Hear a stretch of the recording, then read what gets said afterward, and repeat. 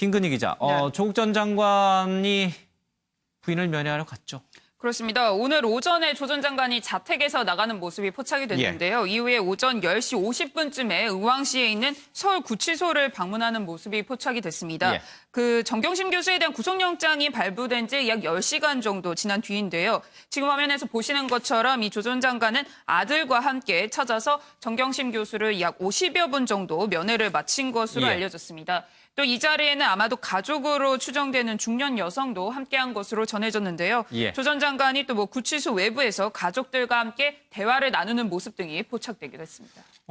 아들로 추정되는 저분 오른손에 들고 있는 저것은 옷이라든가 이런 것들인가요? 영치금이라든가 이런 것들인가요?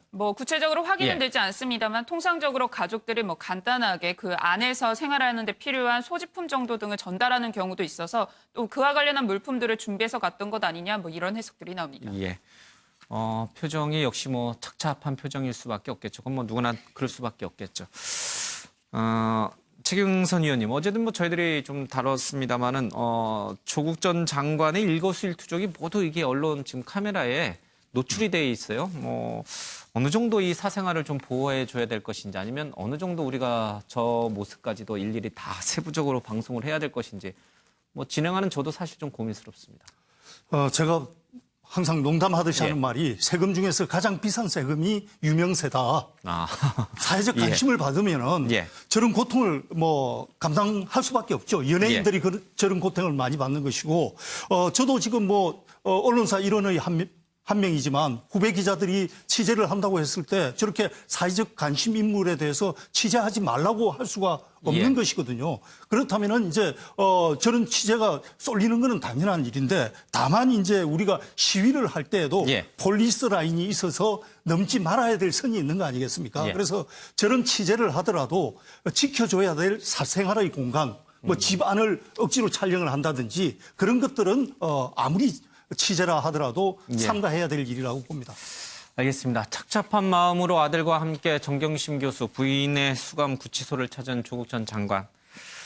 그런데요, 이제 조국 전 장관이 이렇게 면회할 수 있는 처지가 과연 계속 유지될 수 있을 것인가? 김태일 기자, 지금 당장 검찰의 칼날은 이제 부인을 넘어서서 조국 전 장관 본인에게도 향하고 있죠. 본인도 그렇습니다. 이제 검찰 소환 조사를 대비해야 되는 상황이 된 거죠. 그렇습니다. 일단 조 전 장관 같은 경우에는 이 정경심 교수가 받는 혐의 가운데 자녀 입시와 관련해서 허위 작성 공문서 행사 그리고 공무집행 방해 혐의 등에 대해서 좀 관련이 있고요. 그리고 정경심 교수의 이 증거인멸 관련 부분에서도 좀 맞닿아 있습니다. 그리고 사모펀드 관련해서도 증거 위조 교사 혐의도 관련이 있고 또 일전에 검찰이 조 전 장관 동생을 소환 조사를 했을 때 이 웅동학원 그 허위 소송이나 이 채용 비리 관련해 가지고 조 전 장관 부부가 관련이 있는지 없는지에 대해서 조사를 했거든요. 그렇기 때문에 이런 점을 봤을 때는 이제 조 전 장관에 대한 검찰 조사 불가피하다고 저는 보고 있고요.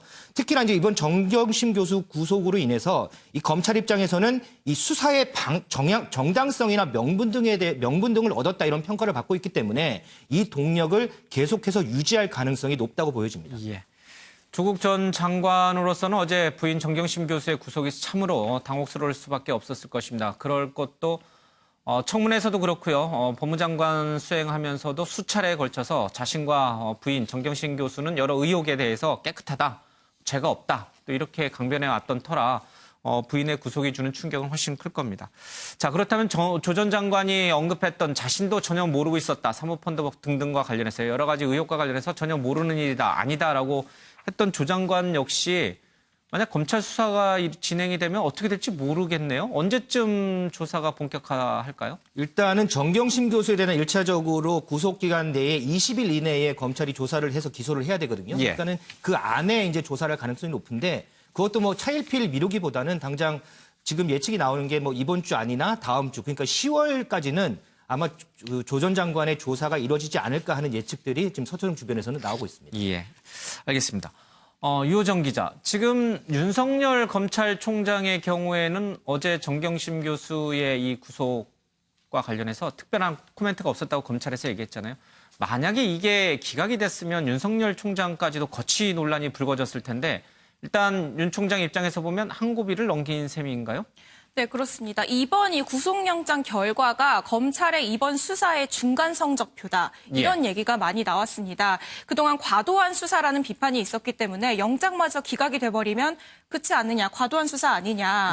뭐 이렇게 오랫동안 수사를 했는데 혐의도 소명이 안 됐고 구속 필요성도 인정이 안 됐으니 이거는 과도한 수사다. 이런 오히려 역풍을 맞을 수 있었는데 이 고비는 넘겼다고 볼 수 있습니다. 그동안 원칙과 이제 원칙에 따라서 수사를 해오겠다라고 한 만큼 윤 총장은 계속해서 이제 나아갈 텐데요. 그런데 이제 만약에 기각이 됐다고 하더라도 윤 총장 입장에서는 그래도 원칙대로 수사를 진행하겠다 이런 입장을 밝혔을 겁니다. 그럼에도 불구하고 만약 기각이 됐다면 이 수사팀의 이 수사 상황이 아무래도 많이 이제 죽을 수밖에 없는 상황이었는데 이 부분이 이제 한 고비가 넘겼기 때문에 이제 수사가 더 진행이 되지 않을까 싶습니다. 게다가 이 추가적인 이 혐의에 대해서 또 계속 더 추가가 될 것이 있다 이 가능성까지 열어둔 상황이기 때문에 이 기소까지 더 지켜봐야 할 것 같습니다. 윤석열 총장으로서는 글쎄요, 뭐 다행이다라고 말하면 너무 잔인한 것이 될 것이고요. 그래도 조국 전 장관의 부인 기소를 뭐 다 기뻐할 일은 아니죠. 씁쓸해할 일도 아니긴 합니다만 어쨌든 검찰총장으로서 안팎에서 제기되던 여러 가지 거취 문제에서 조금은 한 발 위기를 넘긴 셈이 좀 됐습니다. 이달 말에 문재인 대통령과 조우한다면서요? 그렇습니다. 문재인 대통령이 오는 31일에 공정사회를 향한 반부패 정책협의회를 주재할 것으로 알려졌습니다. 이번에는 특히나 이 그냥 반부패 정책협의회가 아니라 공정사회를 향한이라는 타이틀을 붙어서 우리 사회 전반에 걸친 공공성 제고 방안을 논의할 것이다 이런 전망이 나오는데요. 이 협의회 위원 중에 한 명이 윤석열 검찰총장입니다. 만약에 이 자리에서 문 대통령과 윤석열 총장이 만나게 된다면 지난 7월에 임명한 이후로 3달 만에 처음으로 공식성상에서 함께 만나게 되는 것인데요. 다만 청와대 관계자는 이와 관련해서 아직 확정되지 않은 일정들에 대해서 현재 단계에서 말씀드릴 수는 없다 이렇게 답변했습니다. 자, 정경심 교수의 구속으로 조국 전 장관은 시비가 엇갈렸고요. 또 윤석열 총장과 검찰도 역시 시비가 좀 엇갈리는 모습이 좀 보였습니다. 그렇다면 청와대와 여야는 또 어떻게 됐을까? 유호정 기자, 청와대 여야의 반응은 어떻습니까? 네, 이 여당과 야당의 반응이 사뭇 이제 갈리고 있는데요. 먼저 이제 어떤 입장인지 보고 얘기 나눠보겠습니다. 정경심 교수의 구속영장과 관련해서 우리 당은 재판부의 판단을 존중합니다. 이제 본격적으로 사법적 절차가 시작된 만큼 앞으로 남은 재판을 통해서 실체적 진실이 밝혀질 것을 기대합니다. 이제 검찰은 눈치 볼 것도 주저할 것도 없습니다. 이 게이트의 몸통, 조국 수석의 수사는 당연한 수순입니다. 네, 보시는 것처럼 나경원 자유한국당 원내대표는 사필 귀정이라고 정리를 했고요. 진실규명은 지금부터 시작이라며 이제 몸통인 조국 전 장관의 수사를 시작해야 된다. 이런 입장을 밝혔습니다. 바른미래당 역시 대변인 논평을 통해서 정의의 여신도 박수칠 결과다. 이런 입장을 밝혔고요. 민주평화당과 대한신당 역시 법원의 결정을 존중한다면서 진실이 가려지고 불만을 제기할 게 있으면 법정에서 해야 한다. 이런 취지의 입장을 내놨습니다. 반면에 이제 더불어민주당은 방금 보신 것처럼 재판부의 판단을 존중한다면서도 아직 결과가 나온 것은 아니다. 더 지켜봐야 한다. 이런 입장을 밝혔습니다. 그렇기 때문에 뭐 조금 더 조심스러운 입장을 낸 것으로 보이고요.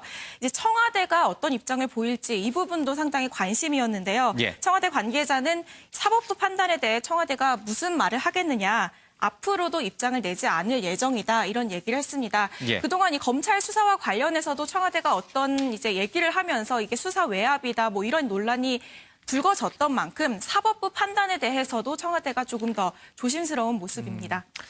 지금 이 조국 전 장관 사태에서 애매모호한 태도로 인해서 좀 곤욕을 치렀던 게 바로 정의당이잖아요. 네, 그렇습니다. 정의당은 어떤 입장을 좀 내놨습니까? 네, 정의당은 이 고심 끝에 내려진 법원의 판단을 존중한다 이렇게 얘기를 했는데요. 그러면서도 구속이 결정이 됐지만 법원의 최종 결정이 내려진 건 아니다. 이 부분을 이제 강조를 했거든요. 그렇기 때문에 여기도 이제 조금 이번에도 좀 애매모호한 답변 아닌가 싶은 생각이 듭니다.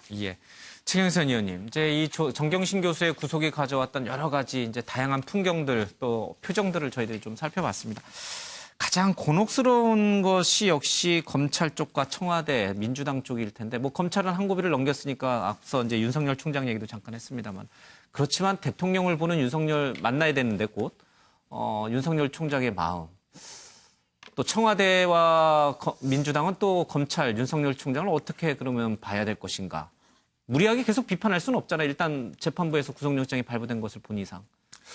지금 검찰개혁이 논의되고 있는 예. 자체가 수사에 대한 중립성, 독립성이기 때문에 예. 지금 이 진행되고 있는 수사와 다른 정치적 판단을 같이 버물려서 이렇게 이해를 예. 하려고 그러면은 그것이 오히려 검찰개혁과 정면적으로 배치되는 것이거든요. 예. 저는 그냥 수사만 보고 그다음에 법원의 판단은 법원의 판단대로만 보자 이런 주의고 검찰이 원래 이번 사건은 조금 그 어떤 명분이라든지 혐의 소명과 관련된 찬반 양용이 워낙 극심했기 때문에 예. 좀 다른 측면은 있지만은 검찰에서 이 검사들하고 얘기를 해보면은 구속영장에 이렇게 집착하는 이유가 일단 피의자가 구속이 되면은 구속된 상태에서는 심경의 변화를 일으키는 예. 경우가 많습니다. 그래서 정경심 교수 같은 경우에도 그동안 줄기차게 혐의를 부인해 왔지만 일단 구속이 되면은 심경의 변화를 일으킬 수도 있고 예. 또 조국 전 장관과 부부로서 같이 계속 같은 공간에 있었지만 분리가 됐거든요. 그래서 두 사람이 이제 그 말을 맞출 이 가능성도 없어졌고 예. 했기 때문에 앞으로 수사는 좀 더 급물살을 탈 것이라고 보고 차분하게 그냥 지켜보는 것이 지금 해야 될 예. 일이 아닌가 싶습니다. 예, 청와대도 그렇고 여야 모두 이제 이 문제는 사법부로 넘어갔으니까요. 사법부의 판단을 좀 지켜보면서 각자 자기 할 일들을 하면 되는 거고요. 또 윤석열 총장을 만나는 문재인 대통령, 또 문재인 대통령을 만나는 윤석열 총장도 본인의 위치에 맞게 또 업무에 맞게 서로 할 일을 하면 되는 거예요. 그렇죠? 그러나 사람인지라 그렇게 쉽게 되는 것 같지는 않습니다. 무자르듯이 그렇게 잘라질 문제는 아닌 것 같습니다. 알겠습니다.